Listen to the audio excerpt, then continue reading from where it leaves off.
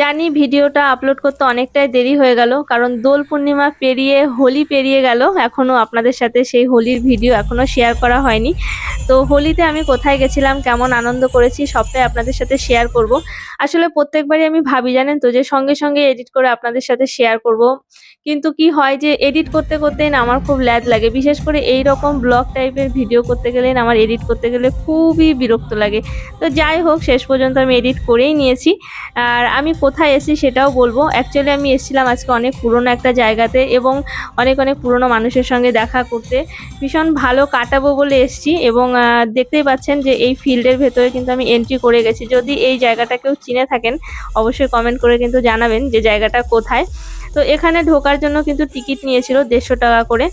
আর যেহেতু এখানে হোলির প্রোগ্রাম হচ্ছিল, কিন্তু রং বাইরের থেকে একদমই অ্যালাউ করছিল না। হয়তো এই ধরনের প্রোগ্রামে বাইরের থেকে রং অ্যালাউ করে না, ভেতরে তবে রঙের ব্যবস্থা ছিল, ফ্রি রং ছিল। তো আমি তো ঢুকে গেছিলাম, ঢুকে যাওয়ার পরে প্রথমে একটু খেয়ে নিচ্ছিলাম।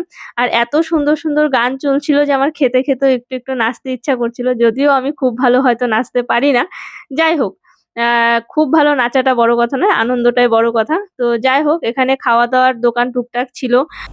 এরপরে একটুখানি কোল্ড ড্রিঙ্কস নিয়ে নিলাম, আর তারপরেই কিন্তু আস্তে আস্তে দেখতেই পাচ্ছেন চারিদিকে ভিড়টাও কিন্তু বাড়ছে। আর এত সুন্দর সুন্দর এখানে গান চলছিল কি বলবো। তো বলি এবার আমি কোথায় এসছি। আমি আজকে এসছিলাম কল্যাণীতে, আর এটা হচ্ছে কল্যাণীতে সেন্ট্রাল পার্কের মাঠের, মানে সেন্ট্রাল পার্কের সামনে যে বড় মাঠটা আছে সেই মাঠেই কিন্তু এই প্রোগ্রামটা হচ্ছে। তো এই রকম আনন্দ লাস্ট সেরকমভাবে করেছিলাম রবীন্দ্রভারতীর বসন্ত উৎসবে। তো সেই গল্প না হয় পরে কখনো একবার করব। খুব খারাপ লাগে জানেন তো, যে রবীন্দ্রভারতীর এত সুন্দর একটা অনুষ্ঠান এভাবে নষ্ট হয়ে গেল। হয়তো আমরাই লাস্ট যারা ওই অনুষ্ঠানটাকে খুব ভালোভাবে এনজয় করেছি। তো যাই হোক, সেই কথা না হয় পরে বলবো। তো একটুখানি নাচ করে আমি হাঁপিয়ে গেছি, আর এখানে বসেও পড়েছি, অনেকেই বসে আছে এখানে।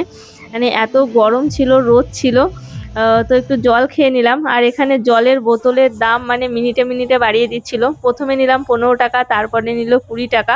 তো এই যে দেখতে পাচ্ছেন আমি পাগলের মতন নাচ করছিলাম। যাই হোক, আমি একদম নাচতে পারি না, বাট গান শুনলে আমার নাচতে ইচ্ছা করে, সেই জন্যই নাচি।